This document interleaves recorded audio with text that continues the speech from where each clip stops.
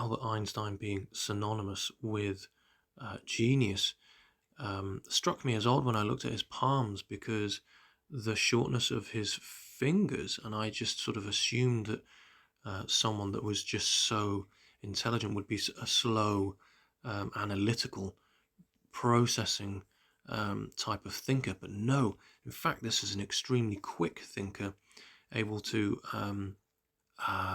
analyze very quickly, connect the dots very quickly, process information very quickly, make decisions quickly, and almost intuitive and instinctive. And it was Albert Einstein that said, imagination is more important than logic.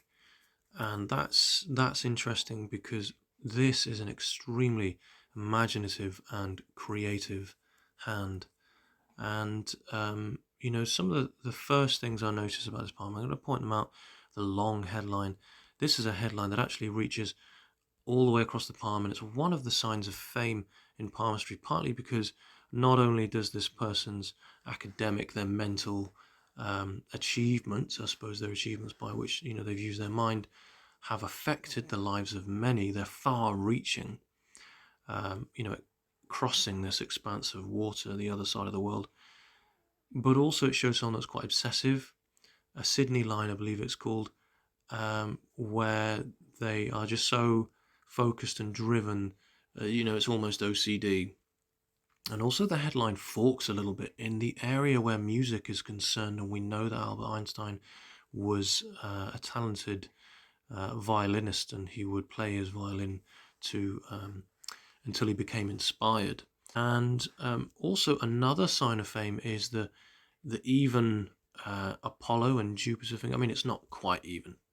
Jupiter's only just a bit shorter than Apollo, but they are very even-esque, and that's certainly not a short Jupiter finger.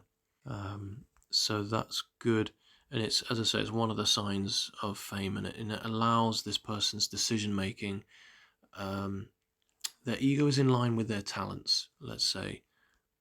And also the long Mercury finger as well. Despite the Mercury finger being low set, it still reaches the first phalanx of Apollo. So that is another sign of success for me anyway in palmistry, one of my signs of success in palmistry, because it shows an ability to get the message across, to express and communicate. And we know that Albert Einstein actually had communication issues, especially as a youngster, and I believe that's probably because he was on the spectrum, undiagnosed, of course. But the long Mercury finger is not all about verbal communication. His ability to express himself, as I've just stated, through music is one of those ways, but also obviously with his advancements and ideas in the world of physics. And that's thumb as well. It's just an incredibly strong thumb. It's not a long thumb. It's just on the cusp of being short. But again, this makes him someone who's able to, the fact that it's a good thickness. It's just well developed.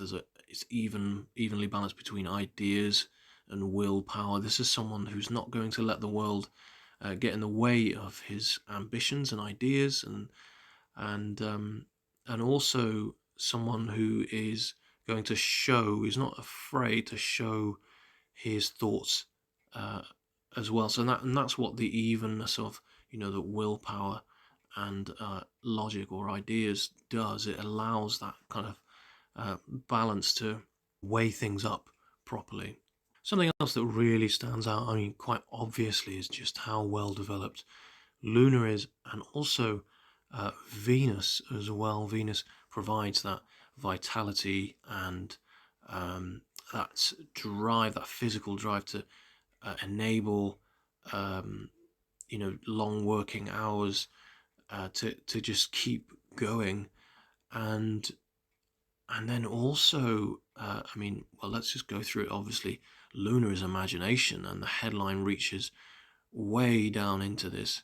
It says that this is a rich and powerful bank of imagination, but then also when we have an incredibly well-developed amount of Neptune as well, all three, it means that this person's desire has an ability to cross over into the outer world, so to speak, the world beyond, the outside world. This person has an ability to get their ideas across through willpower, and bridge that gap through Neptune. Neptune is this place of captivating others, an audience, and so it just sort of shows that this person is able to get their message successfully across. There is also on the Mount of Jupiter a teacher's square. You can just about see it there, and obviously, it doesn't really need much explanation. Albert Einstein was a tutor on and off until he made his breakthrough in his mid-20s, I believe, his eureka moment. But it's more than that. Sometimes it's said to be someone who develops relationships in more than one country. Albert Einstein had 3 nationalities. I might be wrong, but I believe it's German, Swiss, and American. And also he had several marriages as well. The other thing that really struck me about this palm, and it didn't come as a huge surprise, but it is a pleasing example here with someone who has a very independent way of thinking, radical thinking. The lifeline and the headline are separate by quite a ways, and this is not so common with fire hands. It's more common with water hands. It's more of a water hand feature. This is someone who is, and I mean, I've already sort of said it, he's quick thinking, probably acts before he thinks, or even as quick as, and someone who is not afraid to think outside the conventions of, society, conventional kind of way of thinking. And that is in line with the headline, the far-reaching headline that reaches down into a powerful, as I say, well of imagination there. The fate line is an interesting one. It's kind of hard to see, but at the age of around about 27, there's a bit of a kink in the fate line there. It changes direction. The course of his fate changes, and as I say, this is this eureka moment. When his ideas of what relativity was finally accepted, by someone who was peer reviewed, because it was rejected time and time again. I think it was Max Planck. And so you've got this direct sort of correlation here at this age, and we can see that his life has changed forever after this point. The career line, the fate line, seems to curve off into a place of authority and ambition. And it's interesting, the fate line in general, because of where it comes from. And this is seen in the hands of geniuses. It's a fate line that starts way down on to Venus, and again, this place of hypnotizing others, holding an audience, getting their who they are across to the world, that ability to captivate others. And it's seen in the palms of, it likely, Beethoven, Mozart had these. Michelangelo, I'm just kind of guessing here. Pablo Picasso had this, although it's arguable as to whether or not he was a genius. But again, it's more about their work coming across, and I suppose it's it is a sign of success, a fate line stemming so low down in Venus, not Venus, Neptune, like this. So that's quite a fascinating little feature. And the second phalanx of Mercury is all about scientific and industrial thinking, logic. It's about the ability to piece things together in your mind logically. And notice just how sort of darkened this phalanx is. That came out really well in the print, and it's also quite long. as well. I mean, so too is his ability to articulate as well. And I'm not sure this was always the case, but it's well pronounced, it's well developed. And not that I can see this documented anywhere, but I do think he had a very strong relationship with his mother. I see a strong matriarch line there, and that shows a strong bond with the mother. And here is his left hand, and the print's obviously not as good, but you can see it here as well. There's a clear, strong matriarch line there as well. So you can see that just here. But also, I wanted to point out this as well, and it looks about at the age of 22-ish, 23. You know, the lifeline looks pulled apart there, and it sort of leads up towards this shocking event on the heart line. This person was shocked, emotionally disturbed by an event in their life at this time, or maybe several events, and we know that he lost his, well, it's rumoured that he lost his first daughter to some sort of illness as a baby. So I believe that it was that same year that Albert Einstein's father passed away as well.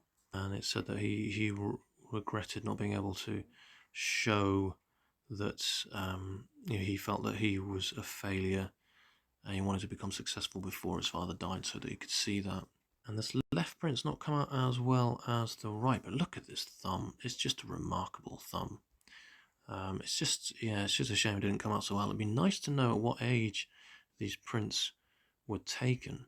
And we can see that at the age of around, well, it is the age of mid-50s, 55, a line travels away from the lifeline, the environment changes at this time, and Albert Einstein moved to America at this time.